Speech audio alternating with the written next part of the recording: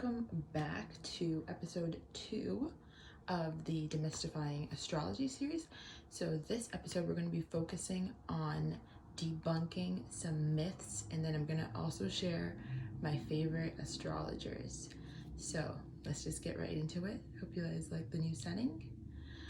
So the first myth is reading horoscopes based on your sun sign. So I know there's a myth that the sun sign is the most important sign, and that is not entirely true. That's why it's important to get your birth time and figure out your birth chart, because it's actually the rising sign that most astrologers will base their horoscopes on. When astrologers are writing horoscopes, they're basing it mostly on your rising sign, because like we learned in the last episode, your rising sign is the starting point for your birth chart. So when they're reading these horoscopes or writing these horoscopes for you, it's easier for them to kind of predict how everything's going to play out with your rising sign. They have a more accurate description, accurate prediction, and so that's why it's really important to read most of the time your horoscopes based on your rising sign. And if I'm looking down, I just have some notes. So that leads me to the second myth, which is bad placements or bad signs. For the few people whose charts I've read, they were kind of scared if they had placed signs or placements that were considered bad or negative. There is no such thing as a bad sign. I know you might have had experiences with bad experiences with people of a certain sign, but that doesn't doom the sign itself to be bad. We all have shadow sides. There's a shadow side to every sign, so there is no bad sign, and there are no bad placements. There's hard placements where it's going to be something that you have to work harder on, work through. For that, maybe you can look at where Saturn is, the planet Saturn is in your chart, but just even the way that certain planets communicate with each other can be harder. It can be just an area of your life where you don't have it as easy as other people, but it's never dooming and it's never really permanent. You'll be able to work through it. Yes. So the third myth is the idea of cusps. This is very controversial within the astrology world. The idea of cusps, you're born on a day that the sun is transitioning into another sign. And this is where, again, it's important to know your birth time, because there is a cutoff time and a cutoff date for when the sun moves in each sign. The sun cannot be in two signs at once.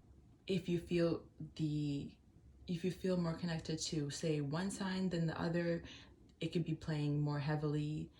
The way your birth chart could be set up is it could have one sign being highlighted more than the other.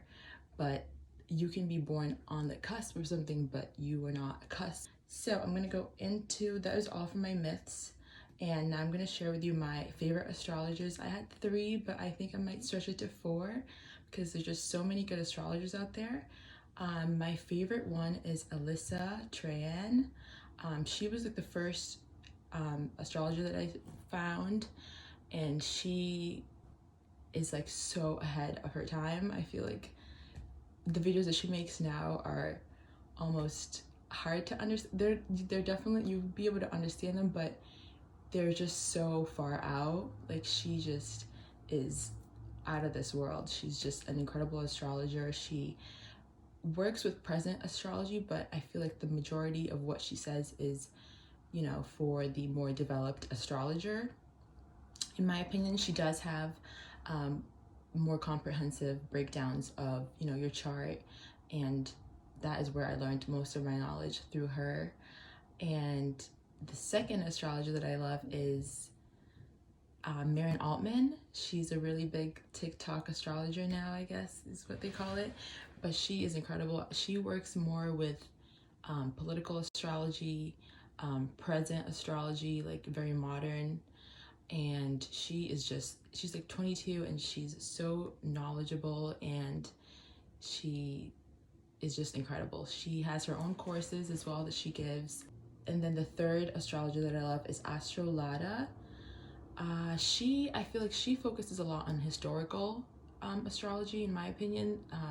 A lot of her astrology is based in historical context. She does different types of time periods of astrology as well, but she has a different arrays of astrologers on her YouTube channel. The majority of her work is on her YouTube channel, and she has a website as well, which is where I do most of my birth charts.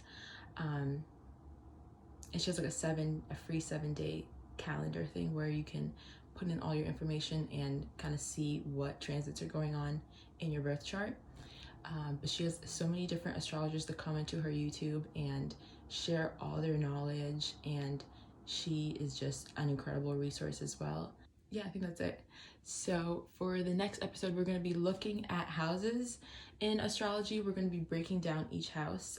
Last episode we covered just like a general generalization of your birth chart, but the next episode we're going to be breaking down house by house what the meanings are. And just as a refresher, the houses are the different areas in your life, so you can kind of see what the certain themes are for the different areas of your life. And yeah, I'm excited.